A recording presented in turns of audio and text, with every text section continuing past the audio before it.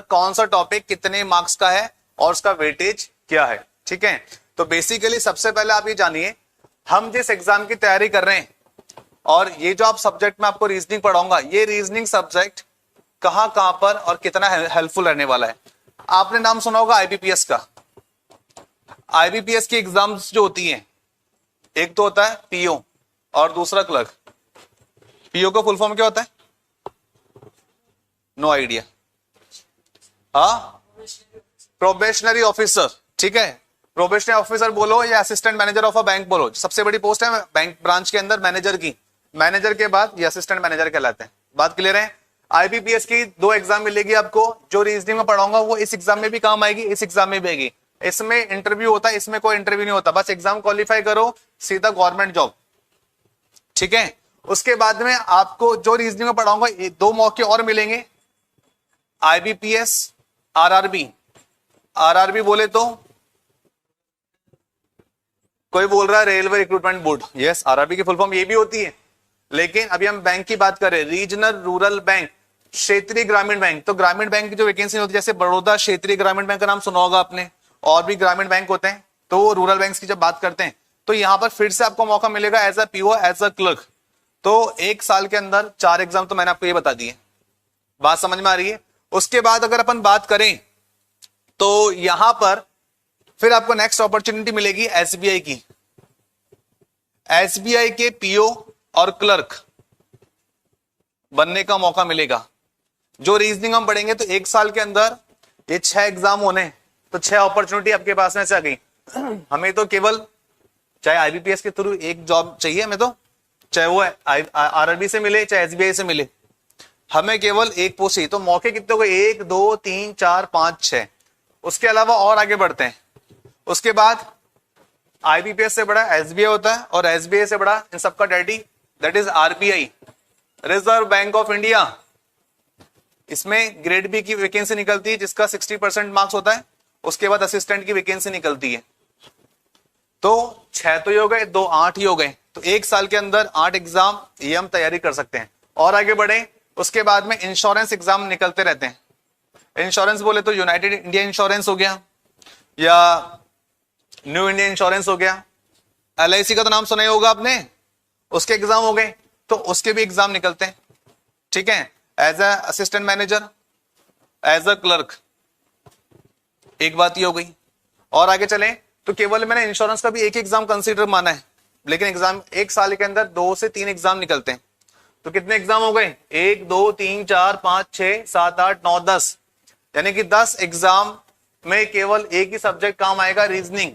कुछ अलग से नहीं पढ़ना, जितना पढ़ाया है, जो पढ़ाया है वही आने वाला है। बात समझ में आ रही है मेरी? नींद तो नहीं आ रही है? पक्का अलर्ट और एक्टिव हो। देखो, अपने को केवल एक ही पोस्ट से मतलब है। कुछ लोग बोलते हैं पिछली बार तो 15,000 वैकेंसी आई थी, इस बार तो 1500 भी नहीं है। तो कुछ लोगों को मैंने रोते हुए देखा है, लेकिन आप मत रोना, बिकॉज भाई वो 1500 है, हमें तो एक ही पोस्ट चाहिए। वो 1499 कहीं जाए, हमें उससे कोई लेना देना नहीं, किसी को मिले, हमें तो आपको एक पोस्ट से मतलब है। ठीक है, तो यहां पे इतने सारे एग्जाम कवर होंगे मेरी इस रीजनिंग से। और याद रखिए, मेरे सब्जेक्ट का जो रीजनिंग होगा उसका वेटेज सबसे ज्यादा है। मैथ से ज्यादा, इंग्लिश से ज्यादा, जनरल अवेयरनेस से ज्यादा। तो अपना मार्क्स जो होगा रीजनिंग सब्जेक्ट का, उसका वेटेज ज्यादा है। तो आपने केवल 2 ही काम करने। एक तो क्लासरूम में जो आप नोटबुक लेकर आए हो, उसको मैं as a rough notebook consider करने वाला हूं, क्योंकि यहां पर अपन बहुत सारे एग्जांपल्स लेंगे और बहुत सारी बातें बताएंगे तो आप नोट डाउन करोगे, लेकिन उसको आपको फेयर आउट करना है। फेयर आउट क्यों करना है? क्योंकि जिस एग्जाम की आप तैयारी कर रहे हो, तो आप आईबीपीएस की भी तैयारी कर रहे हो, आरआरबी की भी कर रहे हो, एसबीआई की भी कर रहे हो, तो प्रॉपर नोट्स मेंटेन होने चाहिए। प्रॉपर नोट्स मेंटेन यदि होंगे तो जब भी एग्जाम आएगा, तो आपको उनको रिकॉल करना, एक बार रिवाइज करना है। और एक बार रिवाइज कर लिया, फिर एग्जाम देने गए तो मान के चलो 100 से ज्यादा तो सिलेक्शन करवा चुका हूं मैं प्रीलिम्स की बात नहीं कर रहा हूं, प्रीलिम्स तो अनगिनत है, मैं मेंस की बात कर रहा हूं। उनमें से एक नाम आएगा, लेकिन बात वही है, जो पढ़ेगा वही बढ़ेगा। और ज्यादा नहीं, 3 महीने का खेल है। 3 महीने के खेल के अंदर यहां पर बात आती है, इतने सारे एग्जाम देने को मिलेंगे। लेकिन याद रखिएगा एक बात, अगर सब एग्जाम देने जा रहे हो आईबीपीएस का, तो आपको पता होना चाहिए आईबीपीएस के अंदर Canara bank, bank of Baroda, Punjab national bank, जितने भी हमारे गवर्नमेंट सेक्टर के बैंक आपने सुने एक्सेप्ट एसबीआई, वो सब यहां पर आएंगे। अगर आप इस एग्जाम का पहले होगा प्रीलिम्स, देन होगा मेंस का पेपर होगा। अगर आप प्रीलिम्स में डिस्क्वालीफाई हो गए तो मेंस में वैसे भी नहीं जा पाओगे। मेरी बात समझ में आ रही है? तो याद रखने वाली बात यह है, अगर आप प्रीलिम्स से डिस्क्वालीफाई होते हो तो मान के चलो आप सभी बैंक से डिस्क्वालीफाई हो गए, सभी बैंक से क्या हो गए, डिस्क्वालीफाई हो गए। और डिस्क्वालीफाई होने का मतलब है आपको नेक्स्ट ईयर का वेट करना पड़ेगा, और नेक्स्ट ईयर का वेट करने का मतलब है 1 साल खराब। इसी अपॉर्चुनिटी के लिए 1 साल का वेट और करना पड़ेगा। तो हमारा टाइम खराब ना हो, हमारा ईयर खराब ना हो, इसको in terms of financially consider करो। सपोज करो मैं कहता हूं ये एग्जाम आप देते, आपने दिया, आपके फ्रेंड ने दिया, लेकिन खुदा ना खास्ता आपका एग्जाम क्वालिफाई नहीं हो पाया, आपके मित्र का, आपके फ्रेंड का एग्जाम क्वालिफाई हो गया, तो उसको वो जो सैलरी स्टार्टिंग करेगा वो 40,000 सैलरी से स्टार्टिंग करेगा। और जब आप नेक्स्ट ईयर एग्जाम देने जाओगे, फिर एग्जाम क्वालिफाई होगा, तो लगभग 1 साल का समय मानते हो भाई वैकेंसी आने में, नेक्स्ट ईयर आएगी। तो 1 महीने की अगर पगार ये है तो 10 महीने की पगार कितनी हो गई? 4 लाख तो ये हो गया। 1 महीने की पगार 40,000, 10 महीने की सैलरी 4 लाख हो गई, 12 महीने की सैलरी कितनी होगी? 4,80,000 कुछ है। तो जब तक आप आओगे तो आपका जो फ्रेंड मित्र है वो आपसे 4,80,000 रुपए ज्यादा कमा चुका होगा, समझ रहे हो? और 4,80,000 बैंक में जब हम रखते हैं तो शायद बैंक उसके ऊपर ब्याज भी देगी, इंटरेस्ट भी देगी। ऑलमोस्ट कहते क्या, ये समझ लो ये तो 40,000 मैंने बेस माना है, जबकि सैलरी हाइक हो चुकी है। बैंक के अंदर इंसेंटिव प्रमोशन बहुत ज्यादा होते हैं, तो लगभग 5 लाख रुपए वो तुमसे आगे निकल गया। और तुम जब 5 लाख पर आओगे तो वो पता नहीं कितना आगे निकल चुका होगा। इसको इस तरीके से समझो। तो हमें एग्जाम किसी भी हालत में क्वालिफाई करना है। 1 साल बर्बाद होने का मतलब है तुमने 4,80,000 से हाथ धो लिए, गए 4,80,000 पानी में। तो एग्जाम डिस्क्वालीफाई नहीं होना, हमको एग्जाम क्वालिफाई करना है। अगर डिस्क्वालीफाई हो जाते हो तो बैकअप के लिए आपके पास में है अगला एग्जाम, फिर अगला एग्जाम, देन अगला एग्जाम। लेकिन अगले की तैयारी क्यों करें? हमें तो पहले अटेम्प्ट में निकलना है, पहले एग्जाम में निकलना है। तो सीधी सी बात यह है कि आप लोग एक काम ये करोगे कि जो नोट्स बनाएंगे हम, जो बात कर रहे हैं हम CW और HW की, भाई क्लास में जो काम है उसको हम क्लास वर्क बोल देंगे, और जो काम हम होमवर्क के लिए आपको असाइनमेंट्स देंगे वो HW मतलब होमवर्क। जब स्कूल में CW HW बनाया, जब कॉलेज के असाइनमेंट बनाए तो 3 महीने के लिए यहां भी सही। जब जीवन में इतना ही लिखा है, इतना ही काम किया है, तो थोड़ा यहां भी कर लेते हैं। भाई वहां करने से तो जिंदगी बनी नहीं, लेकिन हाँ यहां करने से जिंदगी बन जाएगी। और ये जो पैसा देख रहे हो ये आएगा हर महीने की 1 तारीख को। 1 तारीख को भी नहीं, बैंक वालों के लिए भाई साहब अलग से अलाउंसेस हैं कि महीने के 28 तारीख को, 27 तारीख को, 26 तारीख को बैंक वाले बोलते हैं बंदा मोटिवेट हो जाएगा, पहले ही पैसा दे दो। भाई हम दुनिया को पैसा बांट रहे हैं और अपने एम्प्लॉय को टाइम से सैलरी ना दें, ऐसा हो सकता है क्या? पहले इनको पैसा दो। तो बात यह है रीजनिंग, ये अच्छे से पढ़ना अपने को। और जितने भी स्टूडेंट बैठे मैं सबका सिलेक्शन में कराऊंगा। मेरे द्वारा दिए गए नोट्स सफिशिएंट है। 12 साल से पढ़ा रहा हूं, 12 साल से IBPS, SBA, RBI को देख रहा हूं कि हर बार वो पैटर्न में क्या चेंजेस कर रहे हैं। तो आपको याद ये रखना है कि जो पैटर्न बताया जा रहा है अच्छे से देख लेना, सीख लेना, उससे बाहर कुछ नहीं जाएगा। मेरी बात समझ में आ रही है? हो सकता है हम जब सेशन स्टार्ट करें तो आपको लगे कि सेशन सर हमारा थोड़ा फास्ट जा रहा है या स्लो जा रहा है या स्पीड और बढ़ानी चाहिए, तो आप मुझे बताओगे। भाई पहली बात, आप में से जितने भी लोग यहाँ बैठे हो या मेरा जो सेशन ऑनलाइन अटेंड कर रहे हैं, किसी ने भी, कोई भी ऐसा पर्सन नहीं जो फ्री ऑफ कॉस्ट यहाँ बैठा है। पैसा दिया ना आप लोगों ने, तो मैं आप लोगों के साथ हूं। अगर आपने पैसा दिया है तो सीधी सी बात है आपको बोलना पड़ेगा। एक वो ऐड देख रहा था मैं कल YouTube के ऊपर, तो एक ऐड आया गूगल का, बोलने से ही सब होता है, तो बोलना पड़ेगा। और जो शांत रह गया, जो शर्मा गया, वो गया। हेजिटेशन है, बाहर छोड़ के आओ उसको, यहां पे खुला कि अगर हम आए हैं और यहां से अगर जा रहे हैं तो आपके अंदर एक कॉन्फिडेंस आना चाहिए कि हम यहां से कुछ एजुकेशन, कुछ नॉलेज लेके जा रहे हैं जो एग्जाम के अंदर हमारे लिए हेल्पफुल होगी। मेरी बात समझ में आ रही है ना सभी को? तो जो भी डाउट आता है, जो भी कंफ्यूजन रहता है, आपको तुरंत पूछना है। कोई भी स्पीड का इशू रहता है कि सर आप नॉर्थ इंडियन हो, हम लोग गुजराती है, हम लोग रूरल एरिया से बिलोंग करते हैं और हमारा हिंदी में इतना पकड़ नहीं है, तो भी आप मुझे बताओगे। जैसा जो भी इशू रहे, आप एक बार पूछोगे मैं एक बार बताऊंगा, आप 4 बार पूछोगे मैं 4 बार बताऊंगा, पूरी क्लास को रोक दूंगा, लेकिन आपका डाउट कंसेप्ट क्रिस्टल क्लियर करूंगा।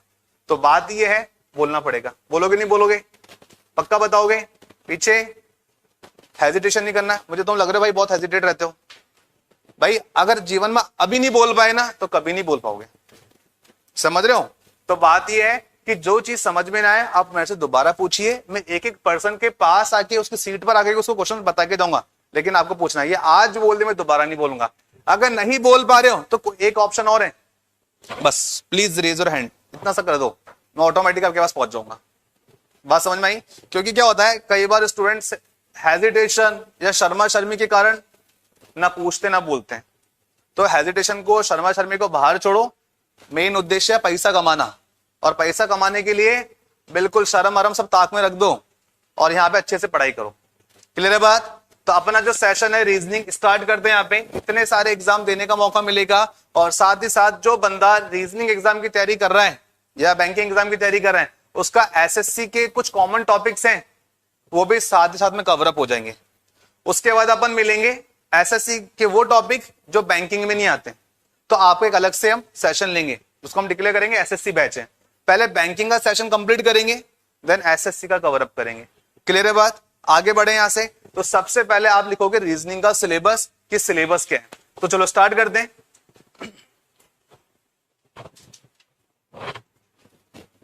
सबसे पहले जो आप देखोगे हमारा टॉपिक रहने वाला है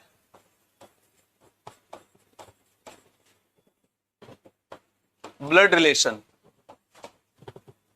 इसमें मैं पूरा लिख देता हूं।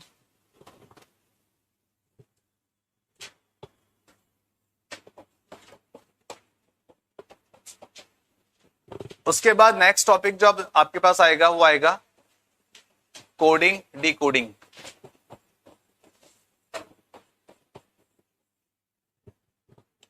नंबर 3 पर आएगा ऑर्डर एंड रैंकिंग। नंबर 4 पर आएगा डायरेक्शन एंड डिस्टेंस। नंबर 5 पर आएगा अल्फा न्यूमेरिक सीरीज।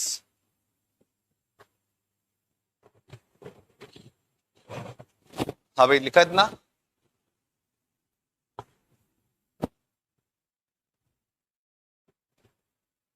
आगे बढ़ते हैं। नंबर 6 पर आपको लिखना है सिटिंग अरेंजमेंट।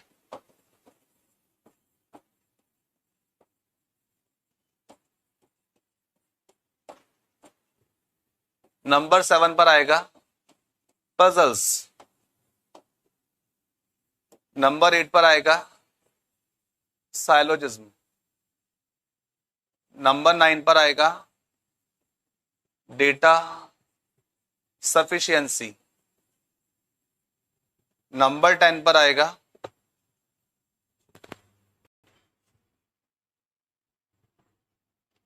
Machine input. बस मेजर 10 टॉपिक्स हैं, लिख लिए 10 के 10। ठीक है, अब सेकंड पार्ट रीजनिंग का। रीजनिंग का सेकंड पार्ट मिलेगा आपको लॉजिकल रीजनिंग। हाँ भाई सबको हो गया ना? कोई लिख तो नहीं रहा है? डन? लिख रहे हो? ठीक है, 30 सेकेंड्स आपके पास, जल्दी लिखो देन आगे बढ़ते हैं।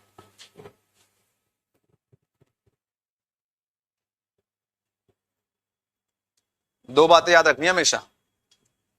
एक तो 4,80,000 रुपए का नुकसान नहीं करना अपने को। दूसरा, हमने जिसको पढ़ाया है, ये मेरे हाथ से जितने भी सिलेक्शन हुए हैं, मैं प्रीलिम्स की बात नहीं कर रहा, मेंस की बात नहीं कर रहा, मैं इंटरव्यू की बात नहीं कर रहा, मैंने 100+ सिलेक्शन दिए, 100+ सिलेक्शन। तो जो पर्सनैलिटी आपके सामने खड़ा है, तो मान के चलो मेरे बताई गई बात को अगर आपने फॉलो कर लिया जीवन के अंदर, ज्यादा नहीं बोलूंगा, 1.5 से 2 महीने, मैक्सिमम 3 महीने, गवर्नमेंट जब तुम्हारे हाथ में होगा। ठीक है, ये बात हमेशा याद रखना। और खुला बोल रहा हूं, हेजिटेशन नहीं रखना है, हमेशा बात याद रखने। जो प्रॉब्लम है, जो डाउट है, या तो क्लास के 10 मिनट पहले के मेरे से मिल लो, तो क्लास खत्म होने के 10 मिनट बाद आराम से बैठ के अपन सॉल्व कर सकते हैं, ठीक है ना। 3 महीने का टारगेट ले लो बस। अब बात है लॉजिकल रीजनिंग देखने को मिलेगी, second part.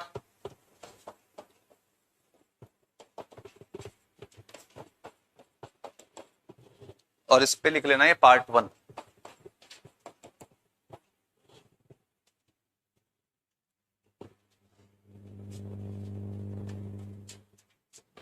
Number 1, statement and assumptions।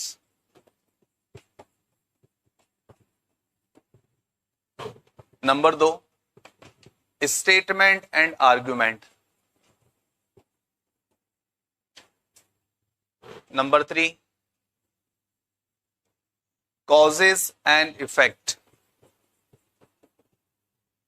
Number 4, problems and course of action। Number 5, drawing inferences। बस खत्म रीजनिंग का सिलेबस।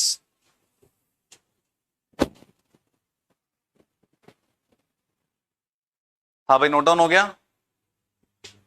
बिल्कुल फ्रेश कॉपी बनानी है। ऐसा ना हो कि रीजनिंग काम मैथ में हो रहा है, मैथ का काम रीजनिंग में, या ऐसा ना हो कि कॉपी के पीछे काम हो रहा हो। फ्रेश रजिस्टर बनेगा, ठीक है। बाकी लोग जॉब चाहिए ना, तो कॉपी के पीछे काम नहीं होना चाहिए अब से। नेक्स्ट क्लास में, हाँ जब भी मेरी नेक्स्ट क्लास होगी तो मैं चेक करूंगा ईच एंड एवरी का, ये तुम लोग क्या पढ़ रहे हो क्या नहीं पढ़ रहे हो। और याद रखिए, इंस्पेक्शन टीम हेड ऑफिस से कभी भी आ सकती है। जिस दिन जो सब्जेक्ट की क्लास हो उस दिन क्लास वर्क वाली कॉपी आएगी। उसके अलावा फेयर आउट जो आप रजिस्टर घर पे आप नोट्स बना रहे हो वो जरूर लेके आना। नहीं तो ऐसा भी हो सकता है कि आपकी क्लास 2 दिन के लिए सस्पेंड कर दी जाए, वो आए और आप ये बहाना बोलते हुए पाएगा, जैसे स्कूल में बोलते थे, सर काम तो किया लेकिन कॉपी घर रह गई, सर जल्दी जल्दी में निकले कॉपी ले गई, रह गई है, दोस्त ले गया, फला हो गया।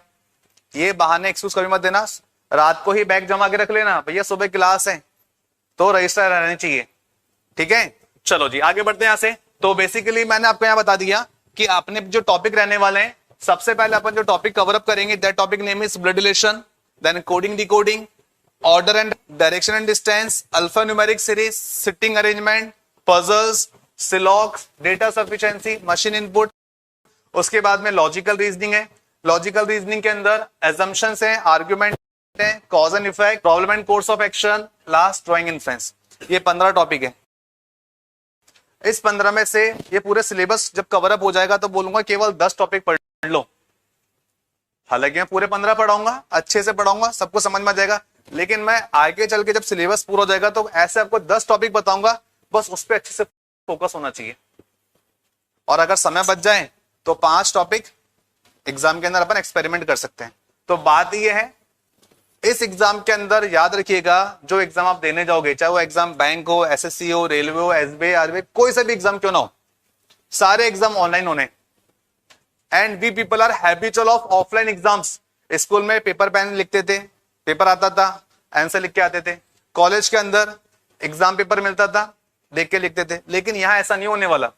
एग्जाम पेपर अपीयर होगा आपकी स्क्रीन के ऊपर, डेस्कटॉप, लैपटॉप, कुछ भी आपको देखने को मिल सकता है। तो आपका जो पेपर होगा वहां पर आएगा। तो हम लोग हैबिचुअल नहीं है, क्वेश्चन को देखा फिर सॉल्व करा, क्वेश्चन को देखा फिर सॉल्व करा, काफी टाइम टेकिंग होगा। तो एक तो आपको उसके लिए ऊपर अपनी हैबिट डेवलप करनी पड़ेगी। आपके फोन के अंदर एक ऐप हमेशा इंस्टॉल होना चाहिए। जिस ऑर्गेनाइजेशन के अंदर आप हो उस ऑर्गेनाइजेशन का नाम है करियर पावर। और करियर पावर का जो यूनिट है, जिसका नाम, जो ऐप है जिसकी मैं बात करने जा रहा हूं, कौन सी ऐप है वो? बिल्कुल सही जवाब, अड्डा 247 ऐप आपके फोन में इंस्टॉल होना चाहिए। अपन क्या करने वाले हैं, जो भी टॉपिक पढ़ेंगे वो टॉपिक जितने भी दिन में खत्म होता है उसके बाद में टेस्ट रखेंगे उसका, उसके बाद में क्विज़ रहेगी, तो आपको वो लगाना है। उससे पता चलेगा कि सर ने टॉपिक तो पढ़ा दिया अपनी तरफ से, हमें कितना समझ में आया, हम कितने पानी में। तो टेस्ट लगाएंगे, क्विज लगाएंगे, ताकि आपको आपका लेवल पता चल सके। लेकिन याद रखिएगा, जिस भी पर्सन ने एक भी क्लास मिस करी, अगर वो हमारे पास आएगा सर दोबारा पढ़ाओ, तो दोबारा नहीं पढ़ाएंगे। आपको बस एक ही काम याद रखना है, अगर क्लास छूट गई है तो क्लासमेट से बोलिए कि क्या पढ़ाया था सर ने, उसके साथ बैठ के अपने नोट्स प्रिपेयर कीजिए। क्योंकि क्या होगा, एक स्टूडेंट के लिए जिसने छुट्टी करी, मैं पूरी क्लास को वापस नहीं पढ़ा सकता, क्योंकि बाकी स्टूडेंट्स भी आ रहे हैं जो रेगुलर आ रहे हैं। आपको सोच के देखो, एक की वजह से मैं बाकियों को नुकसान क्यों करूंगा। हाँ, ये हो सकता है कि आप क्लास के बारे में मुझसे कुछ पूछ लो, या ये हो सकता है कि यही लेक्चर दोबारा कहां, कौन सी नई बैच स्टार्ट हो रही है जहां हम बैठ के कवर अप कर सकते हैं। बात समझ में आ रही है? तो पहली प्रायोरिटी जो है, सारी बातें जो बताई वो सब बाद में सेकेंडरी। पहली बात ये कि लेक्चर मिस नहीं होना चाहिए। ये 3 महीने का टारगेट ले लो अपने आप से। दुनिया इधर की उधर हो जाए लेकिन क्लास नहीं छूटनी चाहिए। एक क्लास छूटने का मतलब है एक कंसेप्ट का छूट जाना। और याद रखो, हमने बात की थी, जो हम छोड़ के जाते हैं एग्जामिनर वही पूछ लिया करते हैं। तो बात यहां पर भी एप्लीकेबल होगी। अगर एक चीज छूट गई, पहली क्लास छूट गई, तो दूसरी वैसे भी समझ में नहीं आएगी, तीसरी वैसे भी नहीं आएगी। अब तो वो टॉपिक छोड़ ही दो। और अगर वो टॉपिक पढ़ा अपने नहीं समझ में आया तो यहां पर एक वो बन जाएगा फोबिया, यार ये टॉपिक तो मेरे समझ में आना ही नहीं है, चाहे जितना बड़ी जोर लगा लो। तो ये गलती से भी ना हो कि हम क्लास छोड़ रहे हैं। आगे बढ़े यहां से, चलो जी। तो आज का जो टॉपिक है ब्लड रिलेशन।